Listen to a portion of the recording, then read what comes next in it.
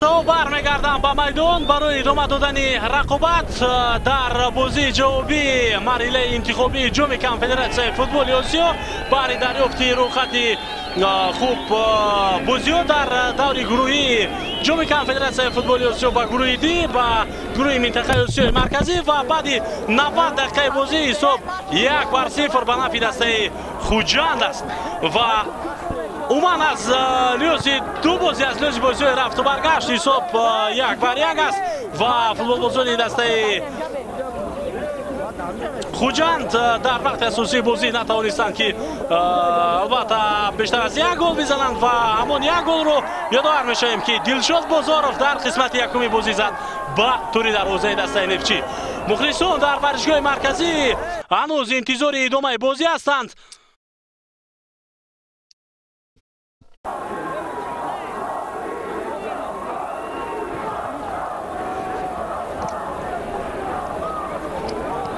و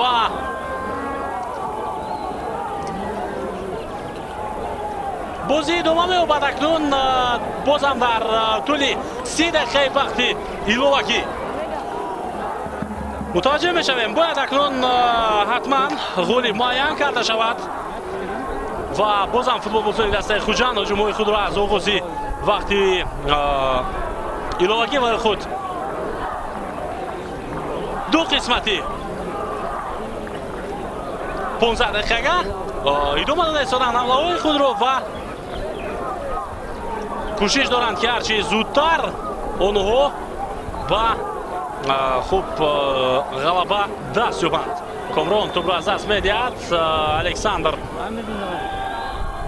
هجوم دسته نفچی را آغاز کرد. با هجوم می‌رود فوتبال بازی دسته نفچی. منوچهر سفرов توپ را نمیگذارد که با پای بازیگری خوب نفچی رسد و از میدان بیرون میکند. اویبک عبدالغفارov پس او با دروازه‌بان فشار میارند فوتبال بازی نفچی و ضربه کنجی برای بازیگران دسته نفچی به میان آمد در دقیقه دوم وقت اضافه کرده عموما وقت اضافه‌ای.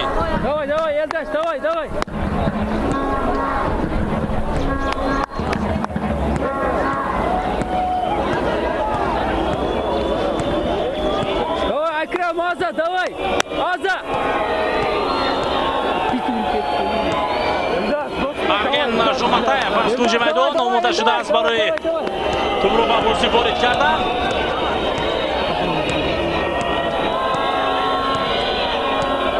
نظر میاندازیم به این ضربه کنجی و بازم تکرارند دوباره به کنج میدان اشاره می‌نماید. این دو ضربه کنجی پیام‌پای برای خوب فوتبال بازی دسته خوجند میتواند یک نوبرانی هم باشد که رقیب دو دفعه و بیشتر از این در نتیجه مکروی دست قرار میگیرد. سانجار آخر موفق نشده دور کردن گل از نزدیک دروازه دسته خود. ضربه نوبتی جالبی دروازه دسته خوجند فوتبال بازی دسته نفچی تا یک اندازه فشار میارند و اویبک عبدالغفارov اولی شده با توپ صاحب شده توپ را زده از نزد جریمه‌گاه دسته خود دورتر کرد. کامران میرزانژاد نزدیک بود که قاعده بازی را ویران کند. حالا رقابت او با نیمی وارگری دسته نفچی بود. تحت شماره 7 ژوماتاєв دروازه‌بان اکنون توپ را به دست خود میگیرد. مامور اکرامов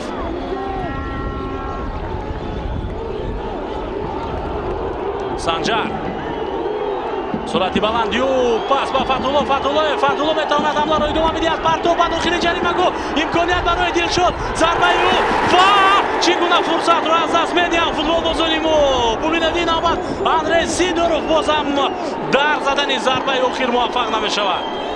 چگونه امکانیت عالی بود برای این بازیگر اما او نتوانست از این حالت استفاده برد. ضربه نوبتی او بازد گویا دسته ها بازی رو از سری نو شروع کرده باشند. گویا همگی 5 دقیقه است که آنها در میدان قرار دارند. اونگونه با سرعت بلند و اونگونه хуб бо як шавқу иштиёқи зиёд бозӣ карда истоданд ки ҳеҷ ногуфтанӣ. аммо Сидоров чӣ тавр фурсатро аз даст доди ин бозигар. баъди бозӣ ба худи муроҷиат кунед ва аз ин бозигар суол кунед. такроран мебинем. Комрон пас дод ба канор. Фирдавс Чақалов партоп кард ба дохили ҷаримагоҳ. ин зарбаи аввал аст дар иҷрои ин бозигар ва зарбаи дуюм ки аллакай аз дарвоза болотар аз майдон берун шуд. ҳолати қаблӣ лаҳзае буд ки Дилшод Бозоров ба ӯ пас дод ва ӯ бозам натавонист аз он ҳолат истифода барад. яке аз бозигарони дастаи Нефтчӣ хуб бо кӯмаки ёрии таъҷилӣ аз майдон берун карда мешавад. умуман барои Андрей Сидоров чандин имконият буд дар рафти бозӣ. дар қисмати аввал як ҳолати хуб дошт. дар нимаи ҳамчунин фурсат буд ва Санҷар дигар бора аз рақиб мегузарад. ҳуҷумро идома медиҳад. ду нафари дуюмро Афид фиреб медиҳад ва аммо инҷо аз пои Афид худи ӯ қоидаи бозӣ вайрон нашудааст. Манучер Сафаров тӯбро дар майдон нигоҳ дошта наметавонад. Манучер ӯ ба ҷои Алишер Баротов дар лаҳзаҳои ахир дар қисмати дуюм ба бозӣ омада буд. Санҷар фикр мекунам ҳанӯзам ба по барнахестааст. такроран мебинем.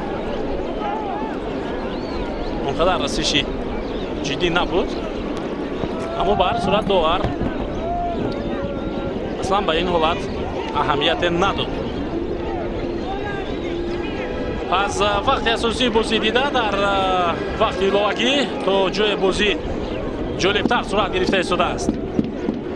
ҳуҷуми дастаи Нефтчӣ дарвозабони Хуҷанд тӯбро ба дасти худ мегирад. Маъмур Икромов, Абдулмумин Забиров паси ӯ ба канор. Манучер Сафаров, Санҷар, Фатуллоев натавонист ки паси ӯро қабул кунад, вале боке нест, чаро ки худи Санҷар метавонад ҳамларо идома медиҳад ва дар маркази майдон ӯ тӯбро аз даст дод. умуман дар 50 дақиқаи охир фаъолтарин бозигар дар майдон маҳз ҳамин нафар аст. қоидаи бозӣ вайрон мешавад аз тарафи бозигарони Хуҷанд ва ин ҳолати бисёр ҳам хавфнок аст. Комрон қоидаи бозиро вайрон кард.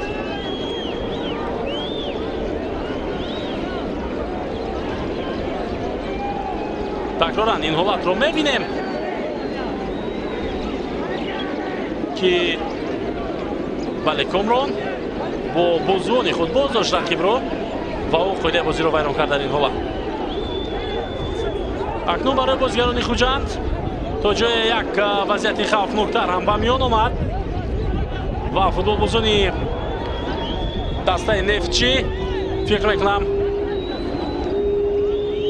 кӯшиш хоҳанд кард ки аз ин фурсат истифода баранд ба фарқ аз ҳолатҳои қаблӣ. аммо мо боварӣ мекунем ба хати ҳимоя ва умуман ба ҳама футболбозони дастаи Хуҷанд дар ин лаҳза бисёр ҳам ҳолати ҳассос.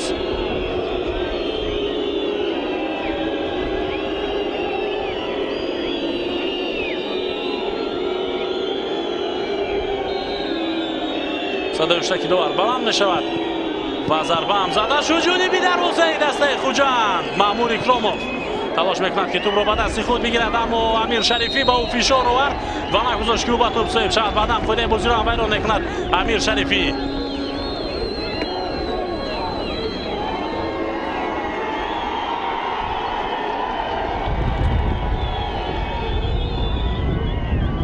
Сироҷ Ҳамроев танишои лафзӣ дошт бо Шарифӣ. 100% ӯ қоидаи бозиро бар муқобили Забиров вайрон кард.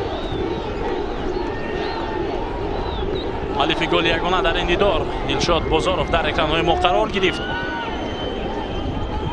Манучер Сафаров бисёр ҳам як бархурди сахт миёни Манучер ва Азамат Омуралиев буд.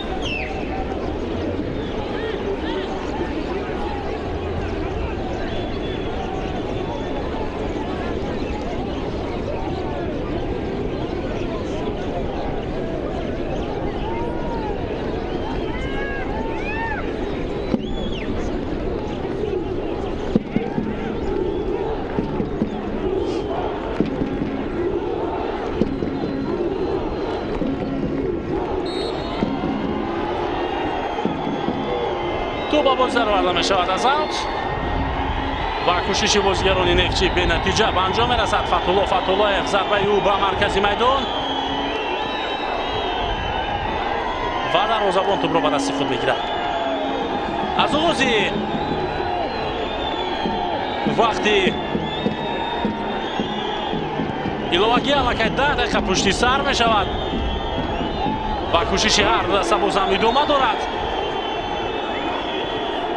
имконият барои Фирдавс аст то ин ки партоб анҷом медиҳад. Фирдавс Чақалов гузариши ӯ паси заминӣ ва зарбаи кунҷӣ таъин карда мешавад.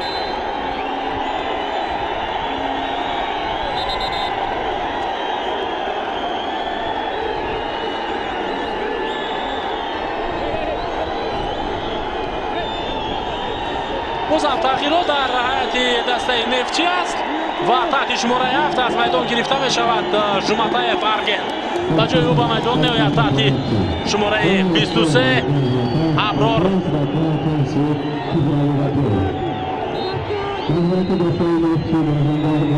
Кидиралиев. партоби навбатӣ ба дохили ҷаримагоҳи дастаи нефчӣ. имконият аст. футболбозон нишона доранд ки ту ба дасти ҳимоятгари нефчӣ бархӯрда аст, аммо довари марказ инро рад мекунад. офсайд. Абдулмумин Забиров дар ҳолати офсайд қарор гирифт. на ин бозигари дигар аст. Сироҷ Ҳамроев тарафти Нидор Сироҷ як маротиба осеб дид ва мебинем ки ҳанӯз ӯ лангида бозиро идома медиҳад. хуб такроран мебинем. Санҷар инҷо ҳаракат кард. ту ба дасти бозигари нефчӣ бархӯрда буд. агар коргардон такроран ин ҳолатро ба мо нишон медиҳад, бори дигар нура налонур мешавад.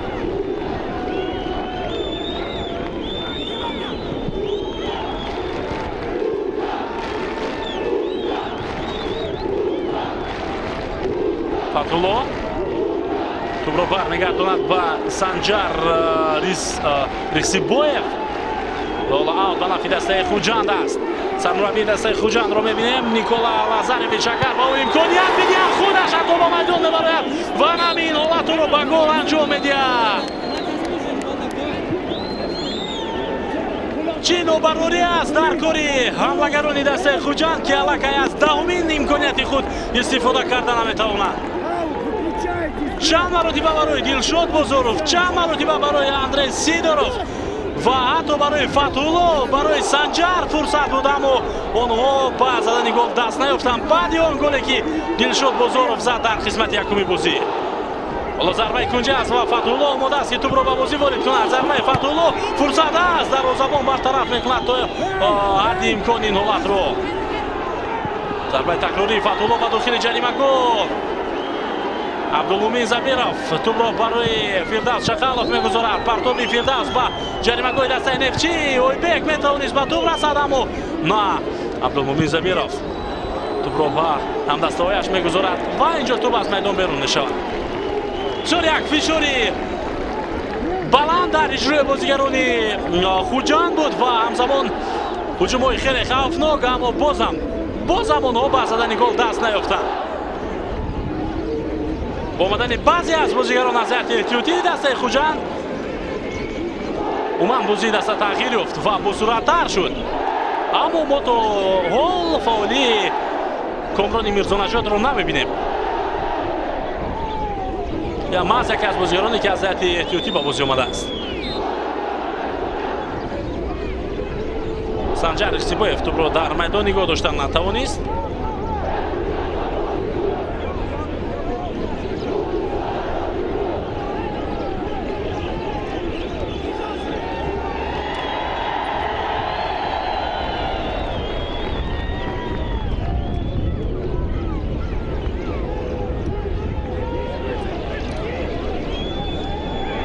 Фатҳуллоев бо як зарба тӯбро ба канор равон мекунад. Дилшод Бозоров метавонист ҳуҷумро идома бидиҳад, аммо дар ин лаҳза бисёр сари вақт Алмазбек Маликов ҳаракат кард ва нагузошт ва ҳамчунин тӯбро аз майдон берун карду.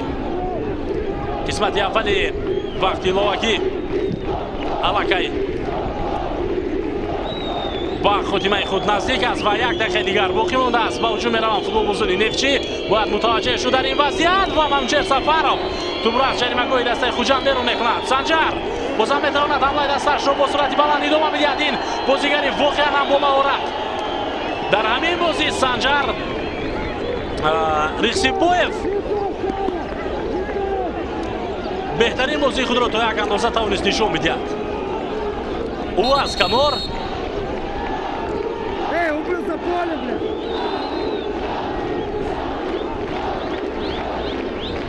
аз он мавқеъ ки сармураббӣ барояш таъин кард Никола Лазарович бисёр ҳуҷумҳои дастаи Хуҷандро созмон дод ва ҳамзамон тақвият бахшид. 1 дақиқа илова карда мешавад аз тарафи довар ва бозам зарба зада шуд.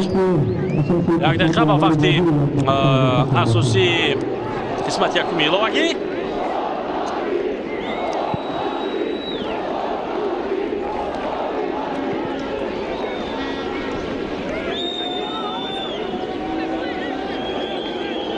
ҳисоб ҳамоно бетағйир аст. 1-0 ба нафи Хуҷанд. Фатҳулло пасиё ба Абдулмумин.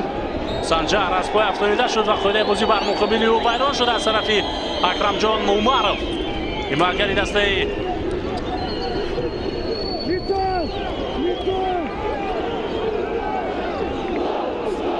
Нефтчӣ Қирғизистон. Сироҷ Амроев дар назди тӯб қарор дорад ва маҳз ӯ тӯбро ба бозӣ ворид хоҳад кард. Мухлисонро мебинем ки чӣ тавр якҷо дастгирӣ доранд дастаи Хуҷандро. тӯб дар ҷаримагоҳи Нефтчӣ буд, аммо ҳамин тавр бидуни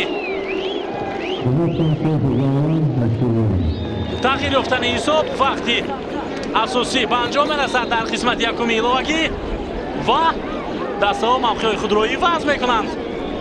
бозам идома хоҳанд дод баъди ҳамагӣ чанд дақиқаи истироҳат бозии худро ва идома хоҳанд дод қисмати дуюми иловагиро.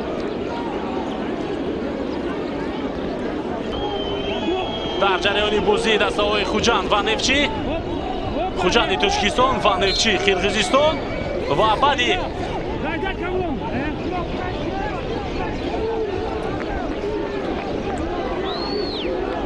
105 дақиқаи рақобат ҳисоб 1-0 аст.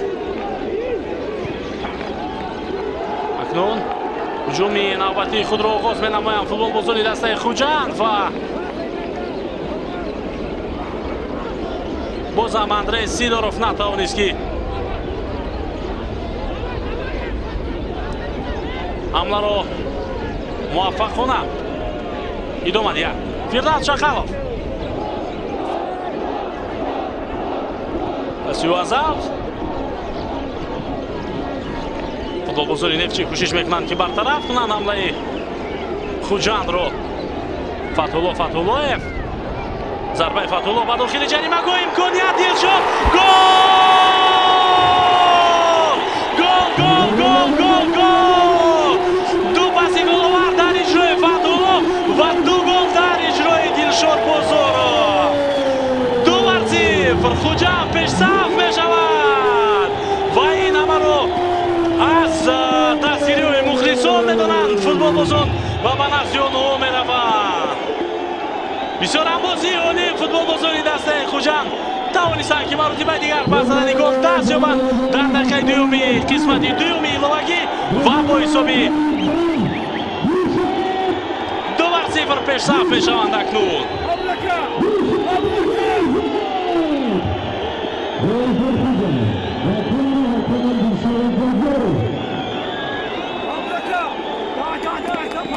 бозӣ идома меёбад.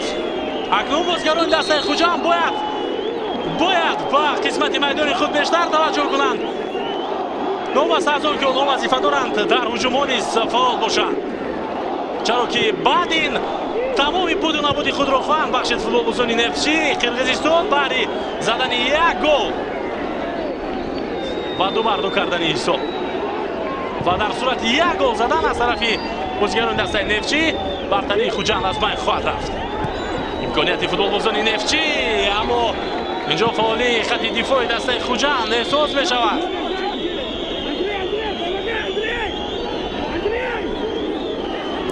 تکرارن با ما گل رو باری دیگر کارگردان نشان میدهد.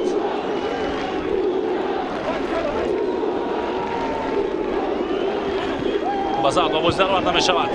خوب در همون وضعیت ما دیدیم که منوچهر سفر از کنار اومده بود با فتح‌الله کمک کند، اما فتح‌الله یک بار ضربه زد به داخل جریمه‌گاه که اونجا دلشاد بازارов با توپ صاحب شد و گل دومی دسته خود را زد. هجوم نوبتی دسته نفتچی دلشاد بازارov در خط دفاعی نوبت فاول می شود و او توپ را از میدان زده بیرون می نماید.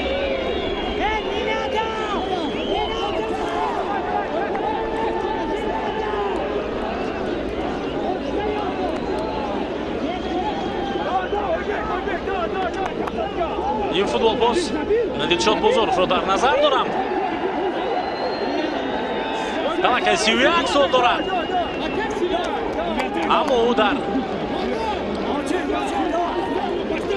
باشگاه خوجند یکی از بهترین بازیگران محسوب می شود. حالا یکی از فوتبالبازان دسته خوجند در زمین است.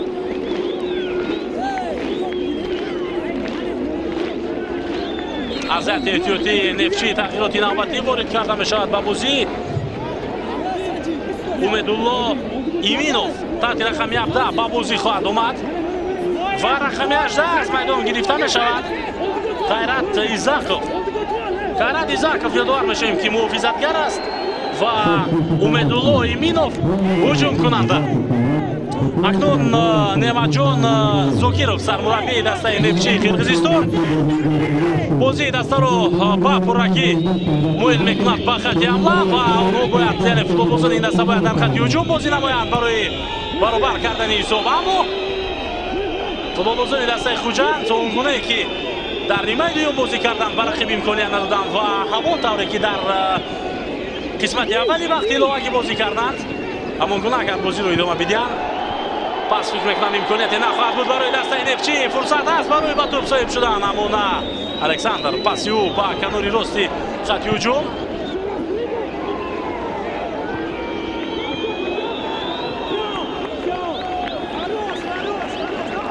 ده دقیقه دیگر تا انجام قسمت دومی وقتی لاوکی است. دلشاد بازارov قهرمانی اساسی در تصویرهای تلویزیون‌های ما قرار داشت. عموما همه فوتبالبازان خوجند در این دیدار تلاش کردند، نه تنها دلشاد بازارov اما از دو امکانیت خوب خود دلشاد استفاده کرد. محض از امکانیت‌هایی که فتح‌الله برای او به میان آورد.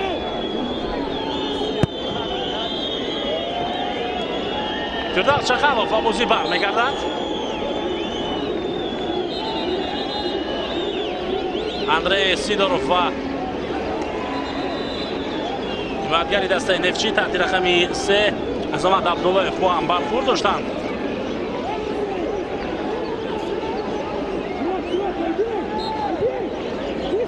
سیدوروف چند امکانیت داشت برای زدن گل، چند امکانیت، اما او استفاده نکرد از فرصت‌های خوب.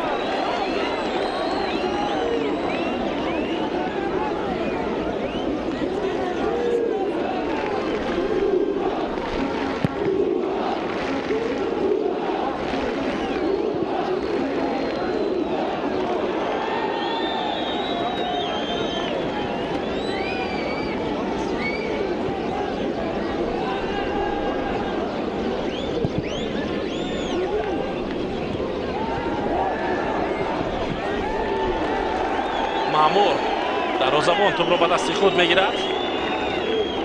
مامور اکراموف در صورت غلبه به دست آوردن دسته خوجند این باشگاه در گروه دی قرار خواهد گرفت و یک جا با دسته‌های استقلال تاجیکستان، التی نصیری ترکمنستان و دوردوی قرقیزستان بازی خواهد کرد. در مرحله گروهی جام کنفدراسیون فوتبال آسیا هجوم نوبتی دسته خوجند باز هم ضربه زده میشود با داخل جریمه‌گاه که اونجا دلشاد بازارov است. دلشاد توپ را در اختیار همدستایش نگاه می‌دارد. کامران پاسی نوبتی به دلشاد امکانیت است برای فوتبالبازان خوجند. ضربه در اجرای دلشاد بازارov و توپ را از جانب دستانی دروازه‌بان می‌رود و جانب پایوس 5 نفر از دسته نفتچی قرقیزستان کوشش کردند که با هجوم گذارند اما آنها موفق نشدند. یک نفر از اتحادیه دسته خوجند آماده شده است برای به بازی آمدن. این حمایتگر منوچهر احمدov است تحت شماره 22 که پس از چند لحظه به بازی آورده می شود از طرف سرمربی منوچهر سفرov. بسیار زیبا بازی کرد در این لحظه و توپ را از میدان بیرون نمود. تغییرات را می‌بینیم. شاید اندری سیدورف از بازی گرفته شود و به بازی بیاید منوچهر احمدov.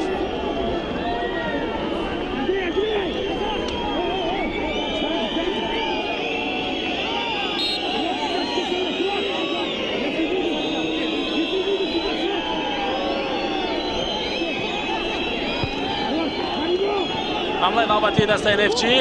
ضربه از مسافه خیلی دور و دروازه‌بان مأمور اکرامov برطرف کرد این ضربه رو. اکنون تغییرات وارد کرده می شود. منوچهر احمدov با بازی می آید. حمایتگر و از بازی فردوس شخالov گرفته می شود. فردوس در این دیدار واقعا بازی فوق‌العاده زیبا نشان داد.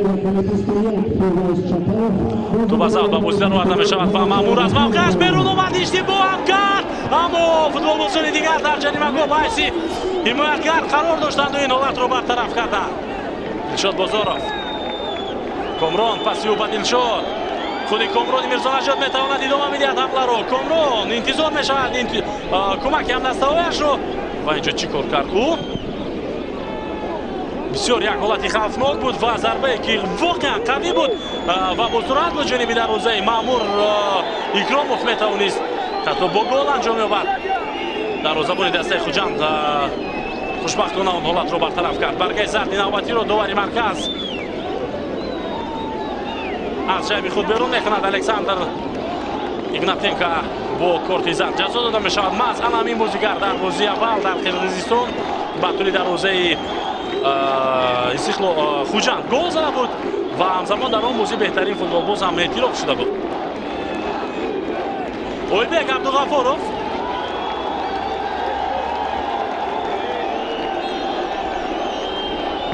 توپ را با بازی وارد میکند. ضربه او به جریمه‌گاه دسته نفتچی. 5 دقیقه دیگر تا انجام وقتی بازی دسته باقی مانده است.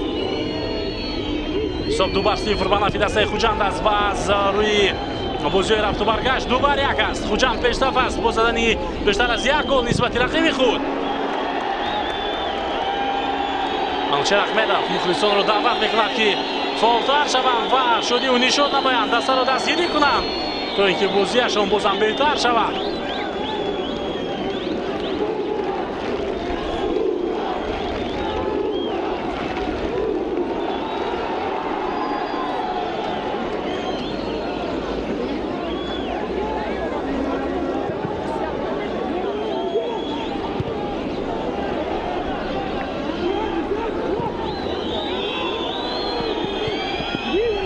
حالتی خوفناک ضربه و خوشبختانه توپ از پهلوی دروازه از میدان بیرون شد.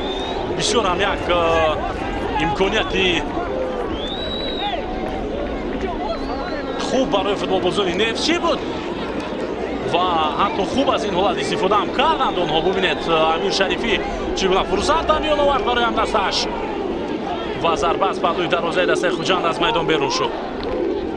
این ضربه اگر راست جانبی دروازه میرفت برای مأمور اکرامov مشکلی زیاده به میان می آمد. کمی دیگر باید توقعت کنم فوتبالبازان دسته خوجند تا اینکه بار دیگر به مرحله گروهی جام کنفدراسیون فوتبال آسیا را یابند. از سال آینده یعنی از سال 2021 الکی قهرمان لیگ عالی مملکت در لیگ چمپیون‌ها اشتراک خواهد کرد در لیگ چمپیون‌های آسیا.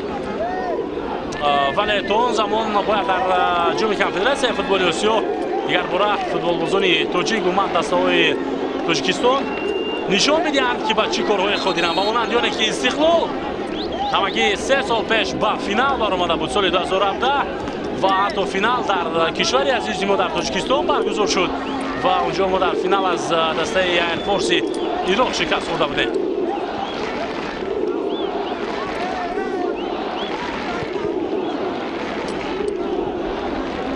در مرکز میدان توپ در اختیار فوتبالبازان хуҷанд боқӣ мемонад. Абдулмумин паси ӯ ба канор. Фатҳулло метавонад ҳуҷуми навбатиро идома бидиҳад. Фатҳуллоев пойбозиҳои Фатҳулло бозам пас медиҳад ӯ ба ҷаримагоҳ. имконият аст, зарба беҳтарин фурсат буд барои Санҷар, аммо дарвозабон ин ҳолатро бартараф кард.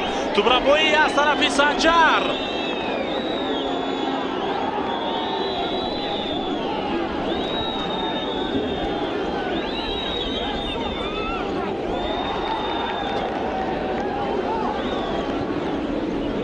воқеан ҳам бозии футболбозони дастаи Хуҷанд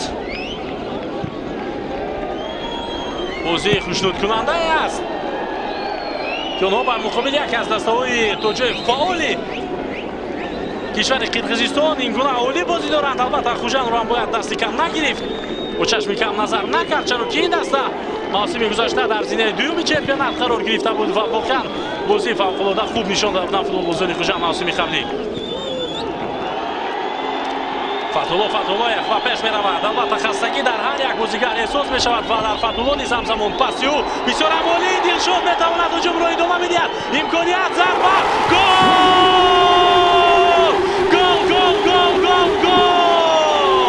Дилшод Бозоров бозам аз паси Фатҳулло истифода мебарад. бозам гол мезанад ва Хуҷандро ба пеш мебарад. 3-0 дастаи Хуҷанд пешсаф мешавад ва бисёрат як ҷавоби арзанда ва дандоншикане доданд ба футболбозони Нефтчӣ, бозигарони дастаи Хуҷанд. Дилшод Бозоров, сарбони ҳақиқӣ, капитани ҳақиқӣ дар ин дидор 3 гол зад ва ҷои тарсу ҳаросе нест дигар. вақт ба анҷом мерасад. Хуҷанд ғолиб мешавад дар ин дидор.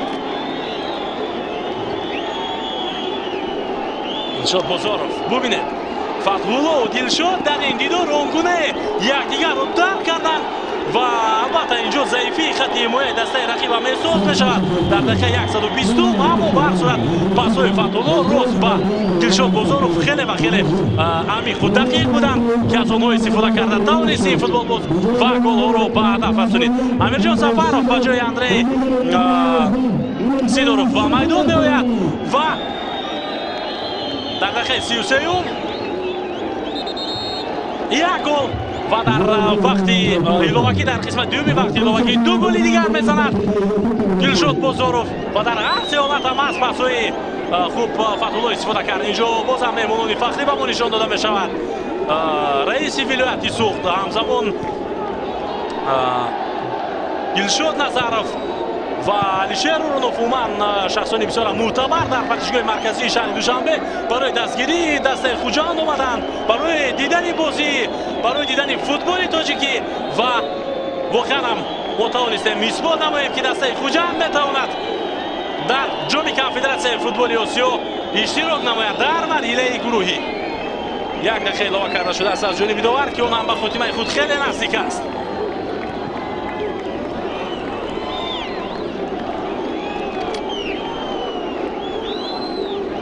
акнун баъди ин бозӣ бошгоҳи дастаи Хуҷанд умад дастаи Хуҷанд дар марҳилаи гурӯҳии ҷоми Конфедератсияи футболи Осиё бар муқобили Алти Насир Истиқлол ва Дордой бозӣ хоҳад кард. воқеан пирӯзии зебо ва шаҳди пирӯзӣ ба коми якояки мухлисони футболи тоҷик ширин буд. дӯстони арҷманд, бо ҳисоби 3-0 дар бозии ҷавобии марҳилаи плей-оффи ҷоми Конфедератсияи футболи Осиё дастаи Нефтчӣ Қирғизистонро Хуҷанди Тоҷикистон шикаст медиҳад.